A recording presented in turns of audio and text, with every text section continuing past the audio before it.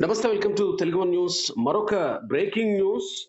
చింతలపూడి నియోజకవర్గ MLA ELISA టీడీపీలో చేరికకి రంగం సిద్ధమైనట్టే తెలుస్తూ ఉంది. ఆయనకి వైసీపీ అధిష్టానం టికెట్ నిరాకరించింది. మరొక వ్యక్తిని తీసుకొచ్చి అక్కడ ఇన్ఛార్జ్ గా నియమించింది. దాదాపుగా అతనికి టికెట్ లేదని అనుకోవాలి.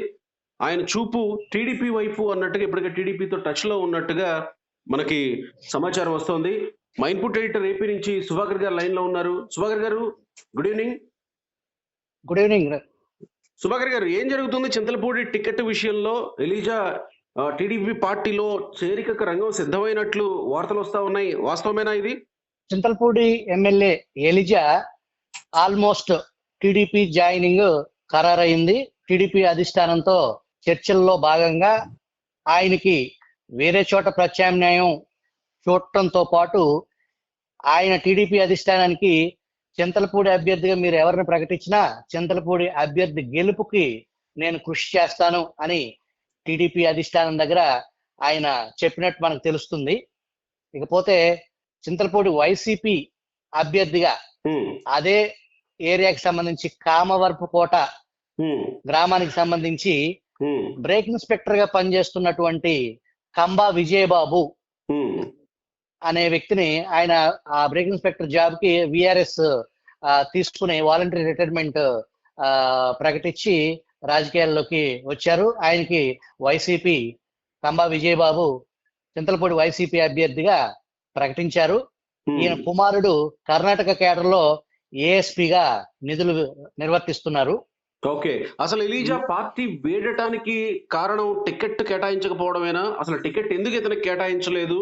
ఎలీజా వైసీపీ మీద ఏమన్నా ఆరోపణలు చేశారు, ఎందుకు తనకు టికెట్ కేటాయించలేదు అనే విషయం మీద?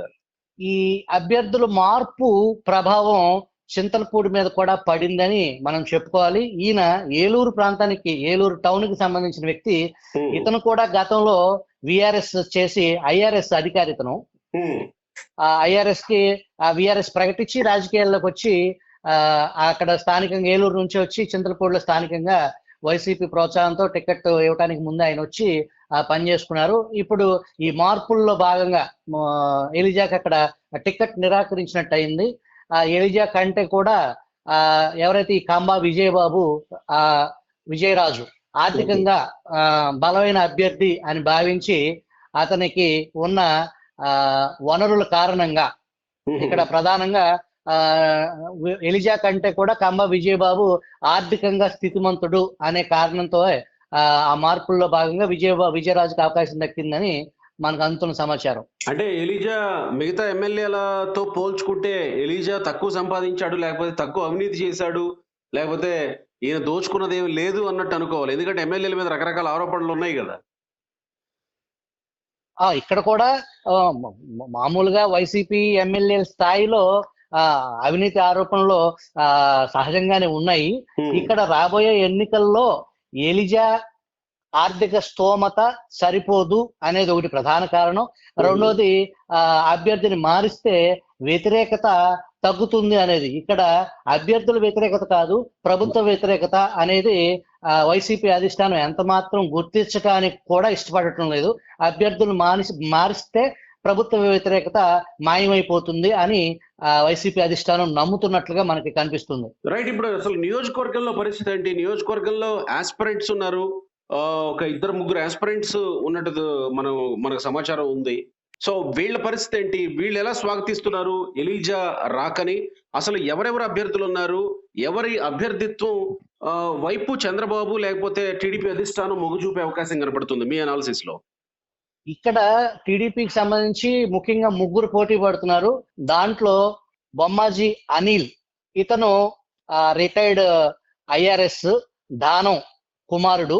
ఇతని సోదరుడే సంతనూతలపాడు టీడీపీ ఇన్ఛార్జిగా ఉన్నారు.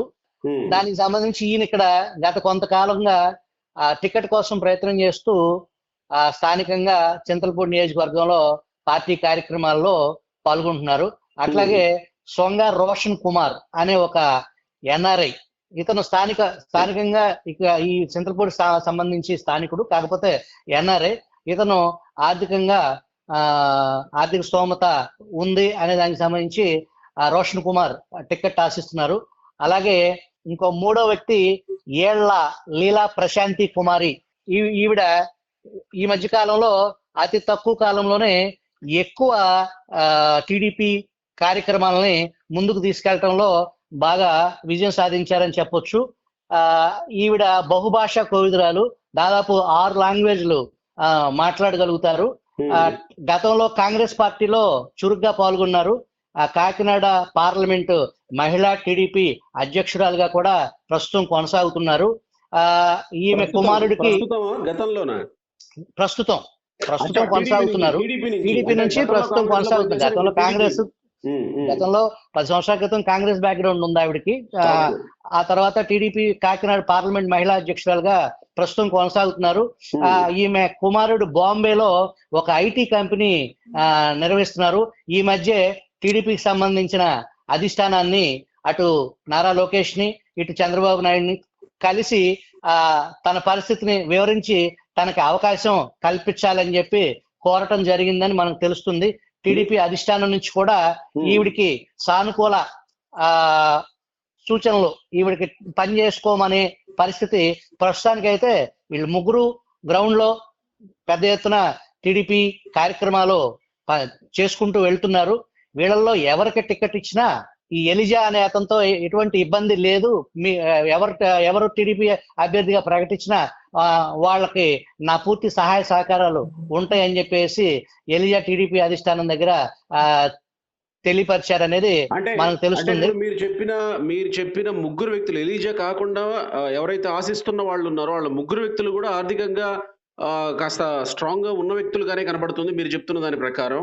సో ఒకవేళ నిజంగా ఆర్థిక బలమే రాజకీయాల్లో లేకపోతే చింతలపూడిలో కావాలనుకుంటే గనక తర్వాత మళ్ళీ క్యాస్ట్ ఈక్వేషన్స్ లో కూడా వెళ్ళే అవకాశం ఉంది కదా. సో క్యాస్ట్ ఈక్వేషన్స్ లో కానీ ఆర్థికంగా కానీ లేకపోతే జనాల్లో ఉన్నటువంటి వ్యక్తులుగా కానీ ఎవరి బలాలు ఎక్కువగా కనబడుతూ ఉన్నాయి, అధిష్టానం ఎవరి వైపు మొగ్గు చూపే అవకాశం ఉంది అని మనం మాట్లాడుకుంటే ఏ పేరు చెప్పుకోవచ్చు సుభాకర్ గారు? క్యాస్ట్ ఈక్వేషన్ చూస్తే ఈ బొమ్మాజీ అనిల్ మాలా సామాజిక వర్గానికి సంబంధించి, సొంగ రోషన్ కుమార్ మాదిగ సామాజిక వర్గానికి సంబంధించిన వ్యక్తులు. ఈ ఏళ్ల లీలా ప్రశాంతి విషయంలో ఈవిడ మాల సామాజిక వర్గం, ఈమె భర్త మాదిగ సామాజిక వర్గం. అక్కడ 2 కాంబినేషన్స్ కలయిక.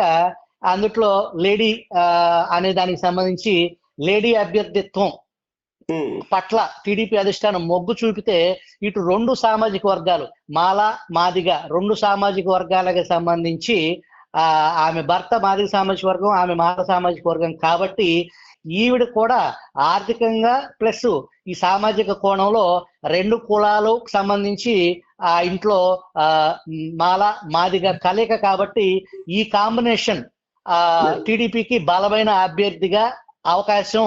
దాదాపు ఎస్సీ మాలామాదిగా కలిపి ఓట్లే దాదాపు నియోజకవర్గంలో 80,000 వరకు ఉండొచ్చు అని చింతలపూడి నియోజకవర్గం క్యాలిక్యులేషన్స్ చూస్తే మనకి తెలుస్తుంది. సో దీని ప్రకారంగా ఒక రకంగా ఈ కాంబినేషన్ వర్కౌట్ అవ్వాలనుకుంటే గనక అటు ఆర్థికంగా ఇటు కాంబినేషన్ పరంగా లీలా ప్రశాంతికి కొంత అవకాశం ఉండొచ్చేమో కదా.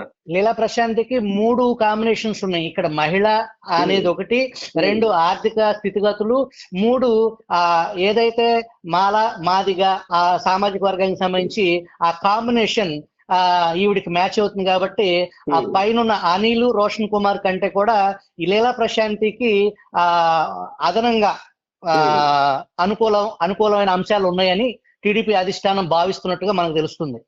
రైట్.